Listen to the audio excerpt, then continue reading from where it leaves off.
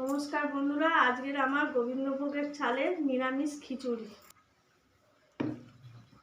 আর হচ্ছে কপি লাল লাল করে ভেজে রেখেছি, আলু লাল লাল করে ভেজে রেখেছি।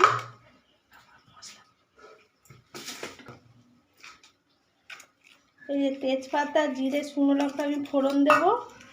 এখানে জিরে, আদা, কাঁচা লঙ্কা বেটেছি, টমেটো কুচি, নুন, হলুদ, একটু সামান্য চিনি, গোবিন্দভোগ চাল। আর আমি লাল করে ভেজে সেদ্ধ করে রেখে দিয়েছি, হালকা সেদ্ধ করে। জিরে, শুকনো লঙ্কা ফোড়ন দিলাম, দিয়ে এবার মশলাগুলো দিয়ে দিলাম। আর এদিকে আমি গোবিন্দভোগ চাল তাড়াতাড়ি সেদ্ধ হয়ে যায় বলে লাস্টের দিকে দিলাম। মুগ ডাল সেদ্ধ হয়ে গেলে তারপরে দিই।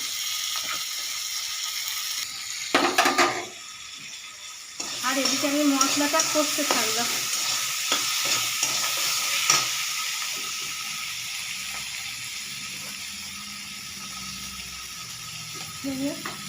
কপি, আলু সব দিয়ে দিলাম। এটা সেদ্ধ হতে থাকলো আর এদিকে আমি মশলাটা কষতে থাকলাম।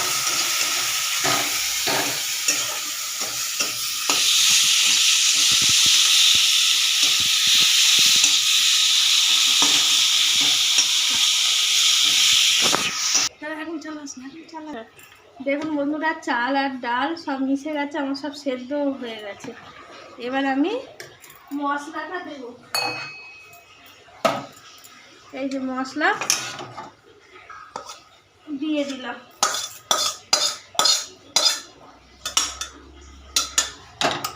দিয়ে এটা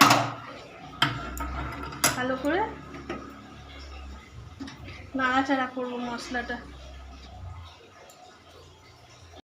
খিচুড়ি হয়ে এসছে। এবার আমি ঘি দেব। এই যে ঘি দিলাম। এবার একটু নাড়াচাড়া করে আমি মিলিয়ে দেব। এই যে আমার খিচুড়ি রেডি।